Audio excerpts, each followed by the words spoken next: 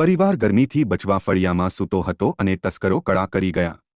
મોરબીના જેપુર ગામે પરિવારને ઊંઘતો રાખી 5 લાખથી વધુની રોકડ 25 તોલા સોનાના દાગીનાની ચોરી કરી રફુચક્કર। મોરબી પંથકમાં તસ્કરો બેફામ બની ગયા છે।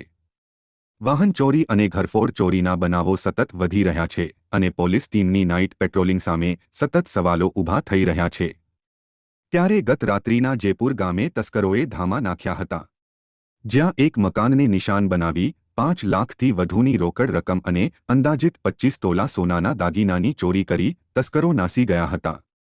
બનાવની મળતી માહિતી મુજબ જેપુર ગામે રહેતા કુંવરજીભાઈ કાવઠિયાના ઘરને તસ્કરોએ નિશાન બનાવ્યું હતું। કુંવરજીભાઈ કાવઠિયા અને તેના પત્ની ગરમીથી બચવા માટે ફળિયામાં સૂતા હતા, તેમજ સંતાનો સહિતના પરિવારના સભ્યો અગાસી પર સૂતા હતા। ત્યારે તસ્કરો ઘરમાં ઘૂસ્યા હતા અને કુંવરજીભાઈના મકાનને નિશાન બનાવી ઘરમાંથી 5 લાખથી વધુની રોકડ રકમ અને 25 તોલા સોનાના દાગીનાની ચોરી કરી હોવાની માહિતી પરિવાર પાસેથી પ્રાપ્ત થઈ છે। જે ચોરીના બનાવની જાણ થતાં પોલીસ ટીમ દોડી ગઈ હતી અને તપાસના ચક્રો ગતિમાન કર્યા છે। જો કે વધુ એક ચોરીની ઘટનાએ પોલીસના નાઇટ પેટ્રોલિંગના દાવાની પોલ ખોલી નાખી છે। તસ્કરો માટે મોરબી જિલ્લો રેઢુપડ બની ગયો છે અને ધારે તે સ્થળે તસ્કરો ચોરીને અંજામ આપીને જાણે કે ખાખીને પડકારી રહ્યા છે। અહેવાલ જનક રાજા, લોકાર્પણ।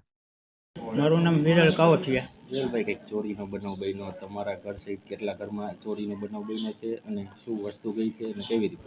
એટલે અમારા ગામમાં કાલની રાતે આ ચોર આવ્યા હતા।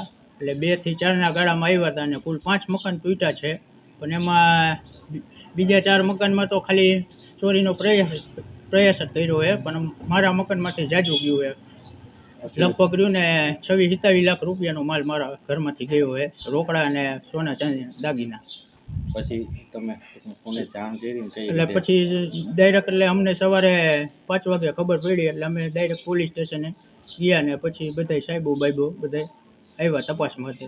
તમે બહારગામ ગયા હતા કે શું? ના, અમે તો અહીંયા જ હતા। અમે ધાબા ઉપર સૂતા હતા ને પપ્પાની બધા નીચે સૂતા હતા ફળિયામાં। ઓકે।